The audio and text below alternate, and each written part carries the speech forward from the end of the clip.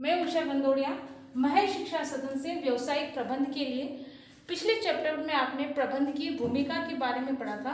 आज हम पढ़ेंगे प्रबंधकीय पदानुक्रम या प्रबंधकीय स्तर। इसके अंतर्गत प्रबंधकीय स्तर क्या है तथा इसे कितने भागों में बांटा गया है, साथ ही साथ उनके क्या क्या कार्य है और उनमें क्या अंतर है, उसके बारे में हम यहाँ डिटेल से पढ़ेंगे।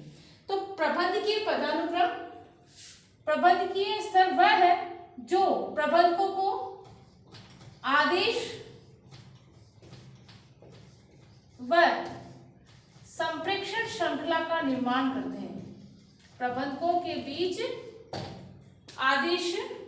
आदेशों एवं संप्रेषण श्रृंखला का निर्माण करते हैं तथा इनके बीच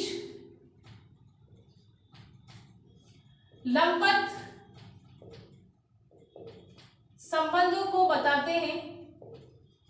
लंबवत यानी सीधी रेखा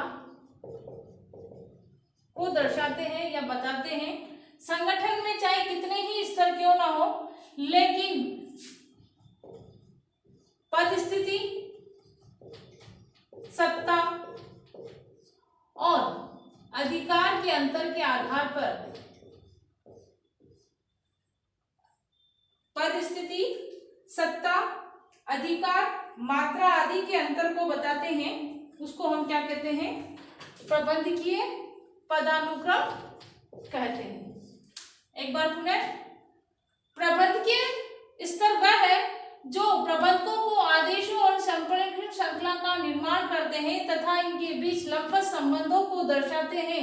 प्रबंधकीय स्तर कितने ही प्रबंधकीय संगठन संरचना के अंतर्गत प्रबंधकीय स्तर कितने ही हो, लेकिन वह पद स्थिति, सत्ता, अधिकार, मात्रा आदि में अंतर बताते हैं। उसी को हम क्या कहते हैं? प्रबंधकीय पदानुक्रम या प्रबंधकीय स्तर कहते हैं। एक संगठन के अंतर्गत प्रबंधकीय स्तर संगठन के आकार पर, संगठन की विशेषता पर, संगठन के लाभों पर और संगठन की सीमाओं यानी दोष पर निर्भर करते हैं तथा साथ ही साथ प्रबंधकों के अधिकारों पर, अधिकारों का केंद्रीकरण पर, अधिकारों के विकेंद्रीकरण पर आदि पर निर्भर करते हैं। उसी के आधार पर स्तर को निर्धारित किया जाता है। पहले प्रबंध के 2 स्तरीय थे, लेकिन आज का युग परिवर्तन का युग है, प्रतिस्पर्धा का युग है। इसी कारण इस स्तर को भी 3 भागों में विभक्त कर दिया गया, जिसमें पहला है उच्च स्तरीय प्रबंधक, दूसरा है मध्य स्तरीय प्रबंधक और तीसरा है निम्न स्तरीय प्रथम पंक्ति प्रबंधक। तो हम पहले पढ़ेंगे उच्च स्तरीय प्रबंधक। उच्च स्तरीय प्रबंधक जो उच्च पद पर या कह सकते हैं शीर्ष पद पर क्रियाशील होता है, उसको हम कहते हैं उच्च स्तरीय प्रबंधक। ये प्रबंधक सर्वोपरि होता है, सबसे ऊंचा होता है, सर्वोच्च होता है। सारे अधिकार उच्च प्रबंधक के पास होते हैं। नीति का निर्धारण करना है, उद्देश्यों का निर्धारण करना है, किसी प्रकार का आदेश देना है, समस्याओं का समाधान करना है, सभी प्रकार की क्रियाएं किसके पास होती हैं? उच्च स्तर के पास होती हैं, इन प्रबंधकों के पास होती हैं। तो हम उसे कहते हैं उच्च स्तरीय प्रबंधक। उच्च स्तरीय प्रबंधक के अंतर्गत हम संचालक मंडल, प्रबंध संचालक, मुख्य कार्यकारी अधिकारी, अधिशासी आदि को शामिल करते हैं, या यह कह सकते हैं उच्च प्रबंधक को इन नामों से भी क्या किया जा सकता है? जाना जा सकता है। उसे हम कहते हैं उच्च स्तरीय प्रबंधक। उच्च स्तरीय प्रबंधक, एक बार पुनः, ये संस्था का सर्वोपरि होता है, सबसे ऊंचा होता है, सबसे ऊंचे पद पर कार्यशील होता है। सभी कार्य इसी के द्वारा किए जाते हैं।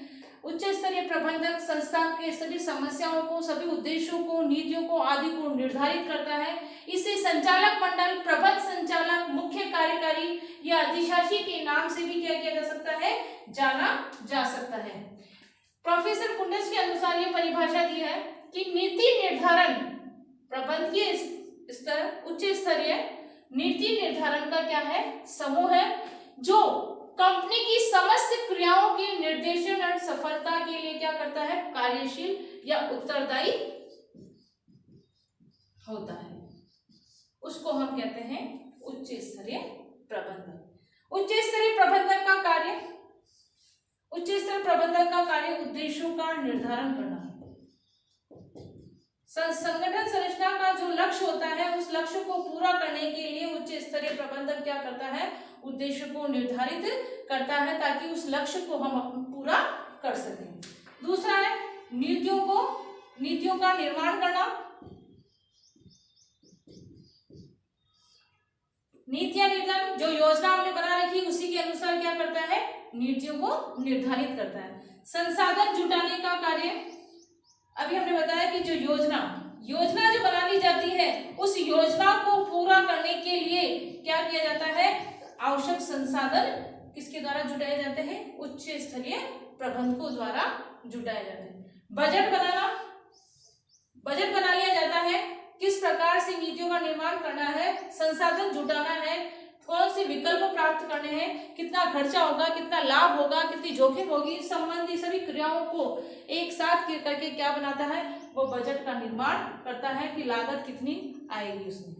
व्यवसाय संबंधी जो हमारा लक्ष्य है, ये योजना है, उस योजना संबंधी जितने भी निर्णय लेने पड़ते हैं वह सभी निर्णय किसके द्वारा लिए जाते हैं, उच्च स्तरीय प्रबंधकों द्वारा लिए जाते हैं। संस्था की बिक्री, उच्च स्तरीय प्रबंधक का मुख्य कार्य है कि संस्था की बिक्री में अधिकाधिक वृद्धि करना। अब संस्था की बिक्री में वृद्धि करने के लिए वह क्या करता है,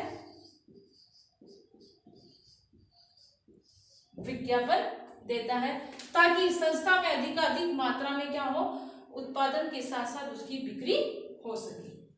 लास्ट है मध्य स्तरीय प्रबंधकों को निर्देश देना। उच्च स्तरीय प्रबंधक का मुख्य कार्य है जो उद्देश्य निर्धारित कर दिया, नीतियां बना ली, संसाधन हो गए, बजट का निर्माण कर लिया, सभी कार्य कर लिए। अब इस कार्य को पूरा करने के लिए वो क्या करता है, किसको निर्देश देता है, मध्य स्तरीय प्रबंधक को क्या करता है, वो निर्देश देने का कार्य करता है। दूसरा है हमारा मध्य स्तरीय प्रबंधक। मध्य स्तरीय प्रबंधक ये क्या करता है, उच्च स्तरीय प्रबंधकों से क्या प्राप्त करता है, निर्देश प्राप्त करता है। उच्च स्तरीय प्रबंधकों से क्या प्राप्त करता है, निर्देश प्राप्त करता है, और निम्न स्तरीय प्रबंधकों को क्या करता है, इनसे अवगत करवाता है, यह कार्य करवाने का कार्य करता है। अर्थात कहने का मतलब दोनों के बीच में क्या करता है, समन्वय या कड़ी का कार्य करता है।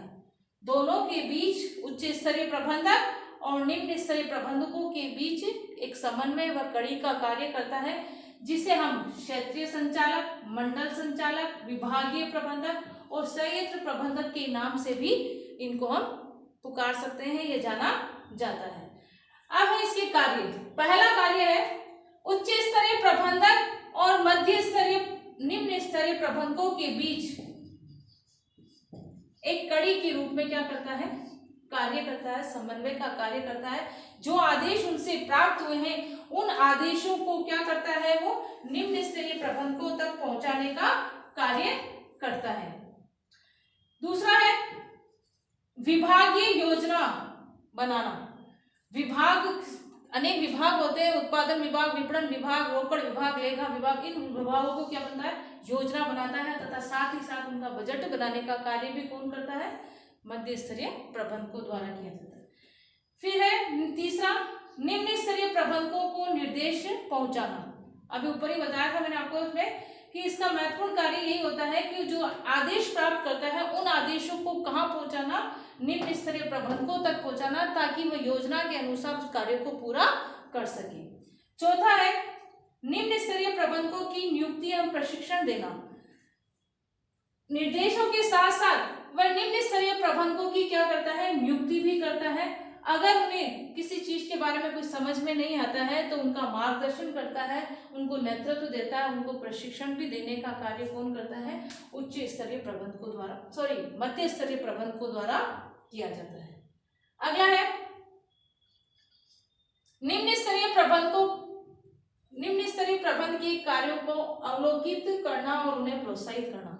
जो कार्य मध्य स्तर द्वारा दिया गया निम्न स्तर को, उनको क्या क्या किया जाता है, समय समय पर आलोकित किया जाता है, उनका निरीक्षण किया जाता है, उनका अवलोकन किया जाता है तथा उन्हें क्या किया जाता है, प्रोत्साहित किया जाता है। अगर वो अच्छा कार्य करते हैं तो उनकी कुशलता को निखारा जाता है और अगर किसी प्रकार की कोई कमी हो जाती है तो उसमें सुधारात्मक उपाय करके उन्हें क्या करता है, प्रोत्साहित करने का कार्य कौन करता है, मध्य स्तरीय प्रबंधकों द्वारा किया जाता है। अगला है प्रगति रिपोर्ट व अन्य महत्वपूर्ण तत्वों को उच्च स्तरीय प्रबंधक तक पहुंचाने का कार्य। संस्था में किससे लाभ हुआ है, क्या है, जोखिम कितनी है, लागत कितनी है, प्रगति की रिपोर्ट कितनी है, कैसे प्रगति हो रही है, या अन्य महत्वपूर्ण तत्व जो भी होते हैं संस्था के, उन सभी दस्तावेज जो होते हैं उन सभी को कहाँ तक पहुंचाने का कार्य कौन करता है, उच्च स्तरीय प्रबंधकों को पहुंचाने का कार्य कौन करता है, मध्य स्तरीय प्रबंधकों द्वारा किया जाता है। तीसरा हम पढ़ेंगे निम्न स्तरीय प्रबंधक। निम्न स्तरीय प्रबंधक जिन्हें हम पर्यवेक्षीय या कार्यकारी अधिकारी के नाम से भी पुकार सकते हैं या अधिकारी के नाम से भी इसे जाना जाता है। ये जो होते हैं प्रबंधक, वह कर्मचारियों से क्या करते हैं, सीधा संपर्क रखते हैं। जो भी उनकी समस्या होती है उन समस्याओं या जो भी सुझाव परामर्श उनसे सीधा उनसे संपर्क करके उनकी समस्याओं को दूर करने का कार्य करते हैं।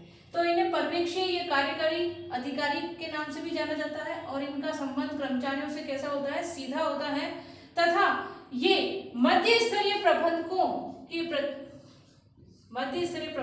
प्रति जवाबदेह होते हैं। इन्हें हम शाखा प्रबंधक, मुख्य पर्यवेक्षक, मुख्य लिपिक लेखाकार या फोरमैन, पारी पर्यवेक्षक, कार्य अधीक्षक के नाम से भी पुकार सकते हैं, इन्हें जाना जाता है। इनका कार्य यह है, इनके कार्य है, पहला है मध्य स्तरीय प्रबंधकों और कर्मचारियों के बीच कड़ी का कार्य करता है। मध्य स्तरीय प्रबंधक और कर्मचारियों के बीच किसका कार्य करता है, कड़ी का कार्य करता है। दूसरा है मध्य स्तरीय प्रबंधक जो इन्हें निर्देश देते हैं, उन निर्देशों को क्या करते हैं, वो लागू या क्रियान्वित करने का कार्य किसके द्वारा किया जाता है, इन कर्मचारियों के द्वारा किया जाता है। तीसरा है निम्न स्तरीय प्रबंधकों की समस्याओं का समाधान करना, कार्य सौंपना, निरीक्षण करना तथा कार्य के प्रति उन्हें प्रेरित करने का कार्य कौन करते हैं, निम्न स्तरीय प्रबंधक। निम्न स्तरीय प्रबंधक कर्मचारियों की जितनी भी समस्याएं होती हैं उन समस्याओं का समाधान करते हैं तथा साथ ही साथ किस कर्मचारी से क्या कार्य करवाना है, क्या कार्य सौंपना है तथा उन्हें उनका जो कार्य दिया है उन्हें निरीक्षण करना, अवलोकन करने का कार्य तथा कार्य के प्रति उन्हें क्या किया जाता है, प्रेरित करने का कार्य कौन करता है, निम्न स्तरीय प्रबंधकों द्वारा किया जाता है। फिर है निम्न स्तरीय प्रबंधक जो कर्मचारी जो कार्य करते हैं उन कर्मचारियों के बीच कैसा वातावरण, मधुर वातावरण, अच्छे संबंध स्थापित करता है तथा संस्था के अंदर अनुशासन बनाए रखने का कार्य करते हैं। पांचवा है मजदूरों, मशीन व अन्य उपकरणों को सुरक्षा प्रदान करने का कार्य भी कौन करता है, निम्न स्तरीय प्रबंधक द्वारा किए जाते हैं। उसके बाद है मजदूरों में अपनत्व की भावना, अपनेपन की भावना, भाईचारे की भावना पैदा करने या उत्पन्न करने का कार्य भी किया जाता है निम्न स्तरीय प्रबंधकों के द्वारा, ताकि संस्था के अंतर्गत किसी प्रकार की लड़ाई झगड़े, अशांति या मतभेद होने की संभावना न हो। सभी व्यक्ति अपना अपना कार्य जो कार्य सौंपा है उस कार्य को पूरे सही ढंग से कर सके। अगला है कच्चा माल या मशीन, उपकरण आदि का दुरुपयोग न करना व उन्हें क्षति नहीं पहुंचाने संबंधी जितने भी कार्य होते हैं वह कार्य किसके द्वारा किए जाते हैं, निम्न स्तरीय प्रबंधक। क्योंकि संस्था के अंतर्गत ये जो संसाधन होते हैं ये महत्वपूर्ण संसाधन होते हैं, अगर इसका दुरुपयोग किया जाता है या क्षति पहुंचाई जाती है तो संस्था में उत्पादन अधिक नहीं हो पाएगा, अधिक मात्रा में लागत होगी और लाभों का क्या होगा, लाभ भी कम से कम उन्हें प्राप्त होंगे। तो इस प्रकार से ये निम्न स्तरीय प्रबंधकों के क्या हो गए, कार्य हो। अगला जो हम पढ़ेंगे वह है उच्च स्तरीय प्रबंधक व मध्य स्तरीय प्रबंधक के बीच में अंतर।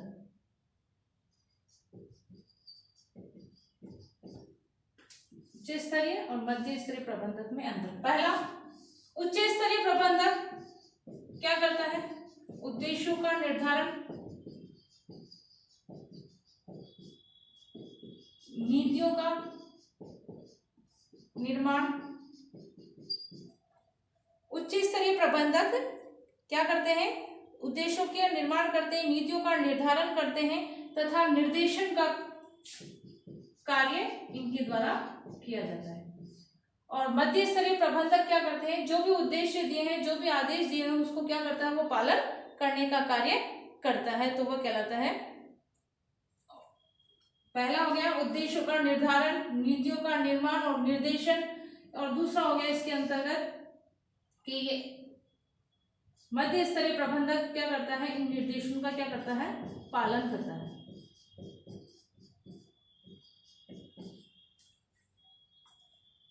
दूसरा अंतर है उच्च स्तरीय प्रबंधक निर्देशन व सफलता के लिए, निर्देशन व सफलता के प्रति क्या होता है? उत्तरदायी होता है। और जबकि मध्य स्तरीय प्रबंधक किसके प्रति? उच्च स्तरीय प्रबंधकों के प्रति जवाबदेही होता है।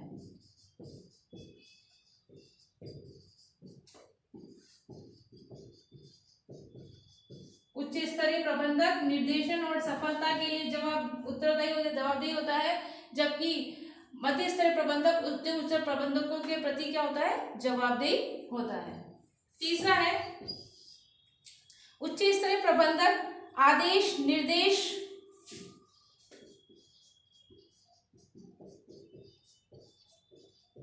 किसको प्रेषित करता है? मध्य स्तरीय प्रबंधकों को प्रेषित करता है, जबकि मध्य स्तरीय प्रबंधक किसको करते हैं? निम्न स्तरीय प्रबंधकों को आदेश निर्देश प्रेषित करने का कार्य करता है। आदेश कह दीजिए, निर्देश कह दीजिए, परामर्श कह दीजिए, सुझाव कह दीजिए, ये सभी कार्य किसको देता है? उच्च स्तरीय प्रबंधक मध्य स्तर प्रबंधक को, और मध्य स्तर प्रबंधक किसको देता है? निम्न स्तर प्रबंधक को क्या करता है? इस प्रकार के आदेश और निर्देश उन्हें प्रसारित करता है। आपके क्वेश्चन बन रहे हैं। पहला क्वेश्चन है मध्य स्तरीय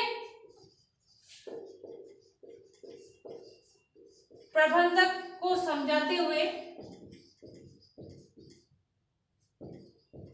उनके कार्यों का वर्णन करिए। कार्यों का वर्णन कीजिए। और सेकंड है निम्न स्तरीय प्रबंधक को समझाते हुए